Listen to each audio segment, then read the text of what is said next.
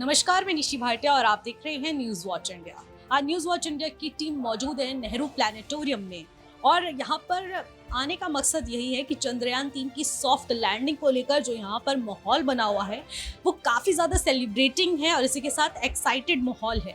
और इसी को लेकर हमारा यहाँ पर आने का यही मकसद है कि यहाँ पर मैं आपको नेहरू प्लानिटोरियम में कुछ तैयारियों को लेकर भी बताऊँ और इसी के साथ यहाँ पर प्रोग्रामिंग मैनेजर प्रेरणा चंद्रा जी से मुलाकात करके आपको बताऊंगी कि यहाँ पर क्या कुछ तैयारियां चल रही हैं और इसरो की तरफ से फिलहाल क्या कुछ अपडेट आ रही है। और आपको बता दें कि लगातार लैंडिंग को लेकर जो भी अपडेट्स आ रही हैं इसरो के कंट्रोल रूम से वो पॉजिटिव रिव्यू आ रहा है कि सब कुछ सही तरीके से चल रहा है। जहां पर चंद्रयान 3 को लैंड करना था वहां वो बिल्कुल अपने तरीके से चल रहा है, जिस तरीके से डायरेक्शंस दिए जा रहे हैं उसके तहत ही सब कुछ काम किया जा रहा है। और इसको सुनकर बहुत ज़्यादा एक्साइटेड और एज एन इंडियन सबको बहुत ज़्यादा प्राउड फील हो रहा है कि हाँ, अब कुछ चंद घंटों का ही सफ़र बचा है जब हम लोग चांद की सतह पर सॉफ्ट लैंडिंग करने वाले हैं। तो इसी के साथ आज मैं आपको एक क्विक रिव्यू दिखा देती हूँ नेहरू प्लानिटोरियम का कि यहाँ पर आखिरकार एक्साइटेड माहौल किस तरीके से दिख रहा है और यहाँ पर क्या कुछ देखने को मिलता है। तो इसी के साथ यहाँ पर कुछ चीज़ों को डिस्क्राइब किया हुआ है जहाँ पर टेलीस्कोप से लेकर लाइट टेल स्टोरी से लेकर और जर्नी विद लाइट से लेकर मतलब जितनी भी एस्ट्रोनॉमी हिस्टोरिकल चीज़ें हैं उसको लेकर डिस्क्राइब यहाँ पर किया गया है। और इसको बनाने का मोटिव भी यही था म्यूजियम का कि यहाँ पर एस्ट्रोनॉमी एजुकेशन दी जाए। तो यहाँ पर बच्चों को भी एक एजुकेशनल ट्रिप के तौर पर भी लाया जाता है जहाँ पर ये एस्ट्रोनॉमी से रिलेटेड जितनी भी एजुकेशंस होती हैं उसको ग्रैब कर पाएँ। और उसके बाद यहाँ पर कुछ मॉन्यूमेंट्स हैं, कुछ हिस्टोरिकल एविडेंसेस भी हैं जिसके तहत यहाँ पर लोगों को अवेयर किया जाता है, एजुकेट किया जाता है। और इसी के साथ यहाँ पर अभी हाल फिलहाल चंद्रयान 3 को लेकर भी काफ़ी सारे प्रोग्राम्स का आयोजन किया जा रहा है। और कल जिस तरीके से सॉफ्ट लैंडिंग को लेकर तैयारियां चल रही हैं उसके बाद ये और भी ज़्यादा एक्साइटेड लेवल पर आ जाता है कि यहाँ पर अब प्रिपरेशन चल रही हैं और यहाँ के जितने भी प्रोग्रामिंग मैनेजर्स हैं वो सब चंद्रयान 3 को लेकर काफ़ी फोकस्ड नज़र आ रहे हैं। और इसी के तहत हम लोग भी यहाँ पर मौजूद हैं। यहाँ पर आपको कुछ माहौल दिखाने के लिए यहाँ पर कुछ यूनिवर्स से रिलेटेड भी हैं, यहाँ पर मेगा स्टार से रिलेटेड इन्फॉर्मेशन है। यूनिवर्स में 2 मिलियन स्टार को लेकर भी यहाँ पर डिस्क्रिप्शन दिया गया है और इसी के साथ जितना भी हो पाएगा वो यहाँ पर डिस्क्रिप्शन आपको मिलेगा। तो आप लोग अगर एजुकेशनल ट्रिप का प्लान करें तो यहाँ पर मस्ट विजिट करें। और इसी के साथ कुछ चीज़ें और भी मैं आपको अभी तस्वीरों के माध्यम से दिखाऊंगी कि यहाँ पर क्या कुछ स्ट्रक्चर बना हुआ है चंद्रयान 3 को लेकर, उसको डिस्क्राइब करके भी मैं आपको बताऊंगी। फिर उसके बाद प्रोग्रामिंग मैनेजर प्रेरणा चंद्रा जी से भी मुलाकात करके आपको बताऊंगी कि आखिरकार इसरो की तरफ से क्या कुछ अपडेट सामने आ रही है।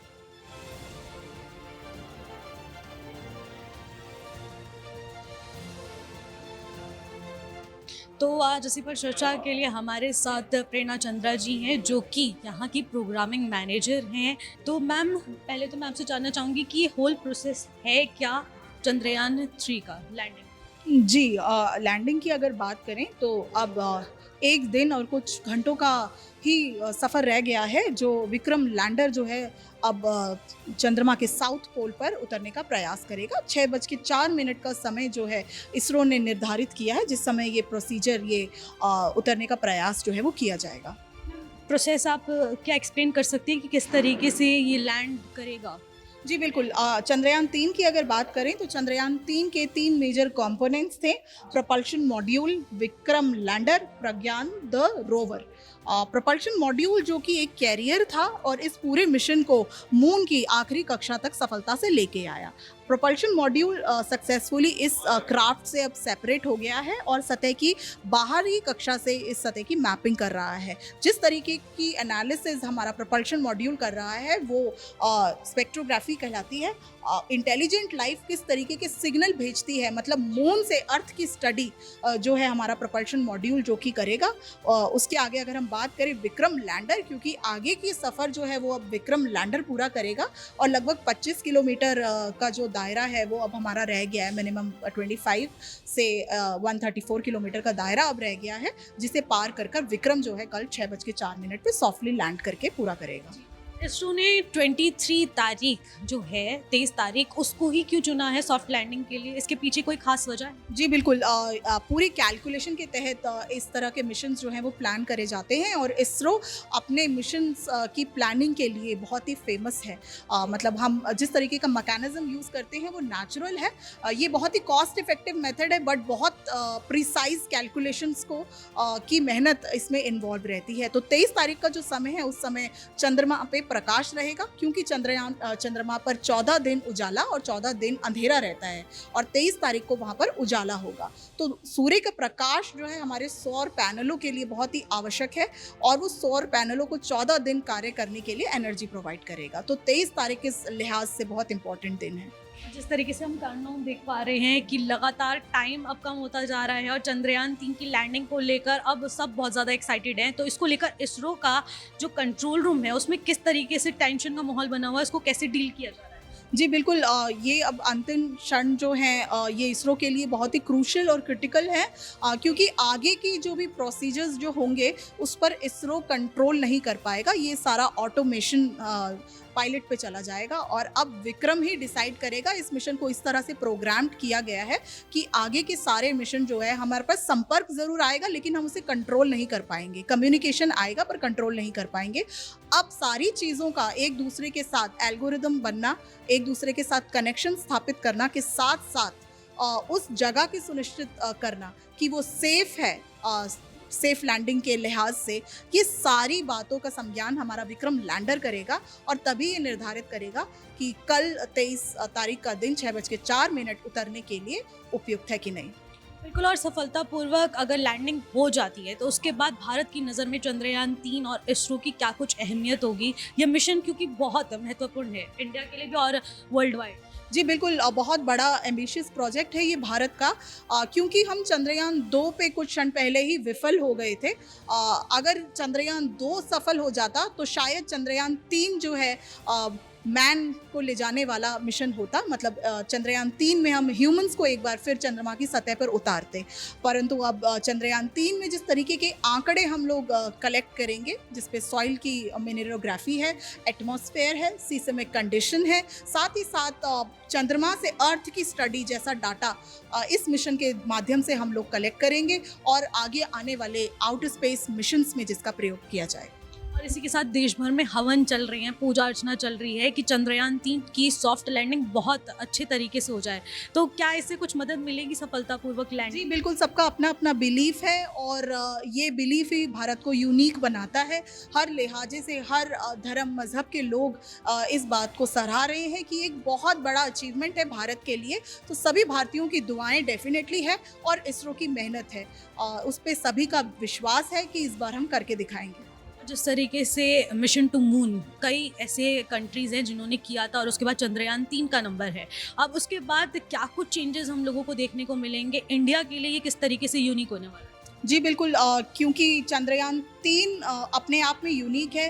पहले तो ये साउथ पोल पे उतरने का प्रयास कर रहे हैं जहाँ पर अभी तक देश के कोई भी देश जो है वहाँ पर नहीं उतर पाए हैं। तो ये अपने आप से इस रेस में भारत को अव्वल दर्जे पर लाकर खड़ा कर देता है, एक नया कीर्तिमान स्थापित करता है। साथ ही साथ स्पेस अनुसंधान के क्षेत्र में नए जॉब अपॉर्चुनिटीज़ और रिसर्च अपॉर्चुनिटीज़ को खोल देता है। तो आगे आने वाले समय पर जो इन फील्ड्स पर अपना करियर देखते हैं उनके लिए भी नए एवेन्यूज़ को खोलता है।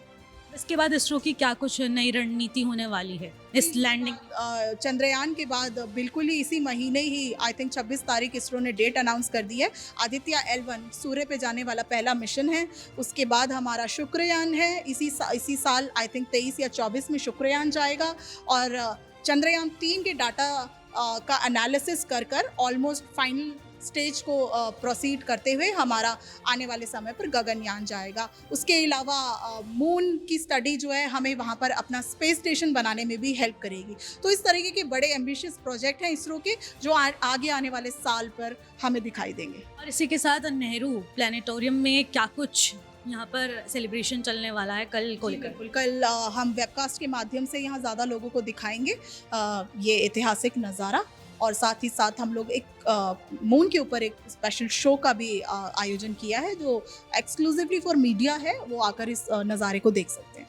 बहुत बहुत शुक्रिया प्रेरणा जी, जो आपने तमाम जानकारी दी है। तो जिसके साथ अभी हमारे साथ programming manager of Nehru planetarium यहाँ पर मौजूद थी प्रेरणा चंद्रा जी, जिन्होंने तमाम महत्वपूर्ण जानकारी दी है, वो भी चंद्रयान 3 मिशन को लेकर कि सफलतापूर्वक लैंडिंग होने वाली है और इसको लेकर इसरो का जो वहाँ पर कंट्रोल रूम है उसमें किस तरीके से हफरा तफरी का माहौल बना हुआ है, लेकिन सभी बहुत सिंपली तरीके से और एक्साइटेड तरीके से अपने काम कर रहे हैं, जिसमें कोई भी रुकावट नहीं आने वाली है।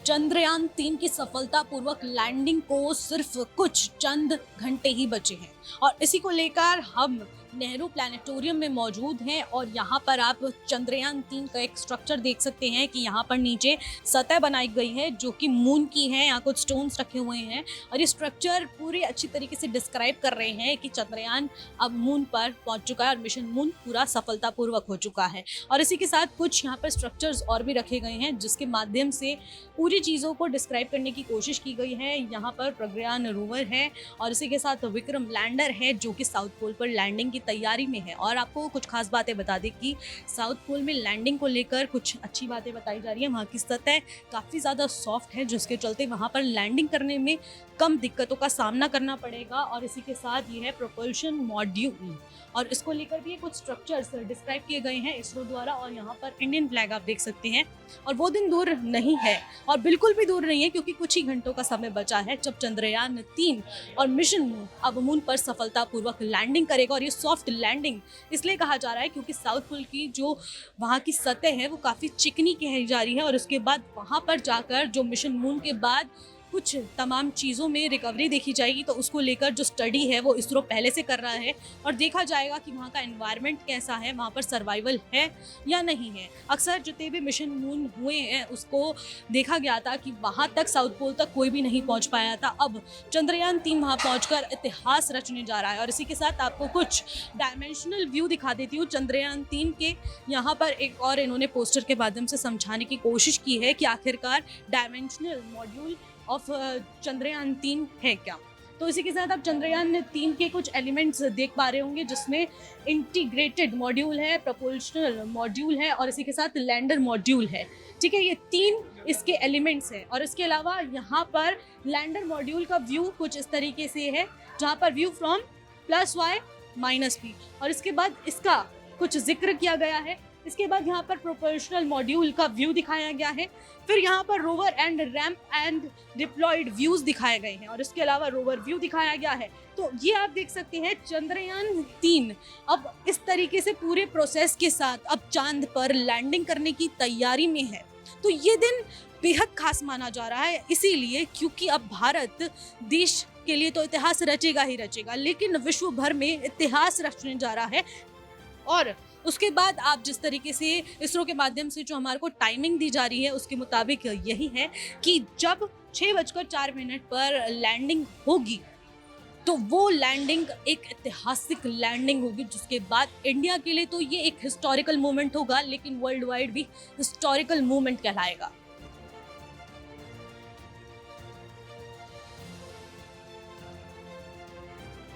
तो हमने आपको इसरो की अपडेट करके बताया है कि यहाँ पर हाल फिलहाल क्या कुछ तैयारियां चल रही है, किस तरीके से चंद्रयान 3 का काम चल रहा है और किस तरीके से सॉफ्ट लैंडिंग को लेकर अब कंट्रोल रूम में माहौल बना हुआ है। और इसी के साथ हमने प्रेरणा चंद्रा जी से भी बात करके आपको बताई है और इसके अलावा आपको स्ट्रक्चर दिखाया है और म्यूजियम का एक क्विक रिव्यू भी दिखाया है। अब कल यहाँ पर और भी ज़्यादा सेलिब्रेशन होने वाला है। यहाँ पर टीवी स्क्रीन्स के माध्यम से, प्रोजेक्टर के माध्यम से एक स्टोरी टेलिंग चलेगा जिसके तहत आप लोगों को एजुकेट किया जाएगा कि चंद्रयान 3 का क्या कुछ प्रोसेस रहने वाला है। ये मॉर्निंग शेड्यूल रहेगा, इवनिंग में पूरा फोकस चंद्रयान 3 पर रहेगा क्योंकि 6:04 पर ये लैंडिंग की टाइम फिक्स की गई है और इसको लेकर भी बहुत ज़्यादा कैलकुलेशन की गई है इसरो की तरफ से, क्योंकि हम लोग तो सिर्फ अंदाज़ा लगा रहे हैं कि 23 तारीख क्यों चुनी गई है, इसके अलावा ये टाइम क्यों चुना गया है, लेकिन इसके पीछे भी एक बहुत बड़ी रिसर्च है जिसके तहत ये टाइम शेड्यूल्ड किया गया है। फिलहाल मेरे साथ बस इतना ही। वीडियो जर्नलिस्ट मान के साथ मनीषी भाटिया।